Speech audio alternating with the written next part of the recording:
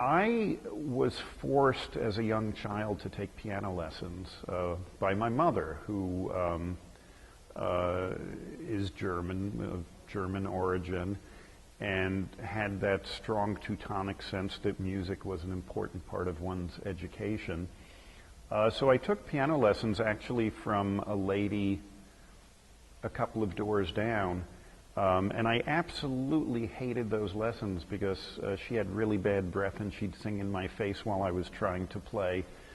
So I didn't like the piano lessons very much, but actually almost as soon as I began them, I started spontaneously composing.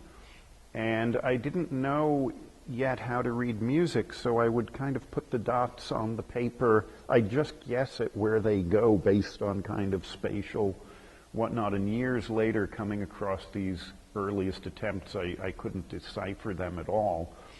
And that was about at the age of 8. When I was probably 11 or 12, I graduated from the woman who lived 2 doors beside our house to the woman who lived across the street. And she was very different. She had been her name was Ada Sohn Siegel, and she had been a concert pianist at the turn of the century and knew Paderewski and dated George Gershwin and all kinds of things. And so I would go for what was supposed to be a half-hour lesson, and I'd end up spending 4 or 5 hours, and that's where my real love of music came from, because she would sit down at her little Steinway baby grand and play through the Tausig transcription of the Bach Toccata in D minor, Toccata and Fugue in D minor, and I really got to love the music through her, and it was, I think, when I was about 13 that I decided I want to be a composer.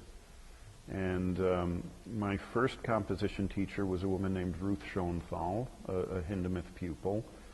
And my first piece, my Piano Sonata number 1, Opus 1, which has been recorded a couple of times and the music published and everything, I wrote when I was 15.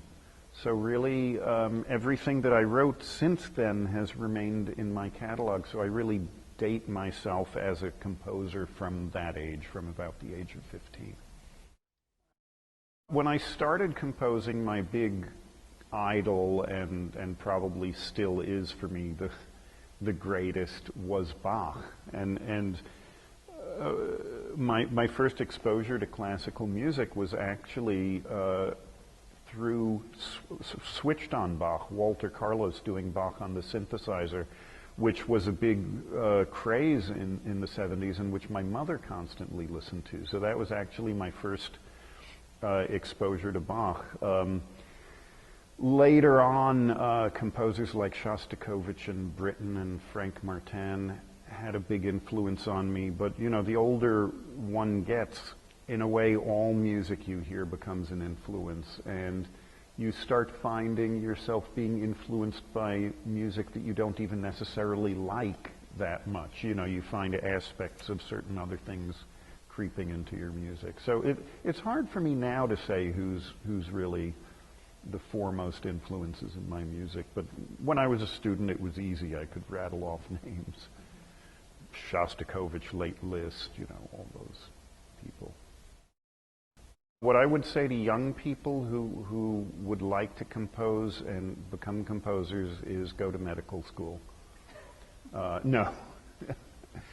No, my advice to young composers, and I do say this to all of my students, I'm head of the composition department here at Manus, and so I'm now dealing with you know, young students who want to be professional composers on a daily basis.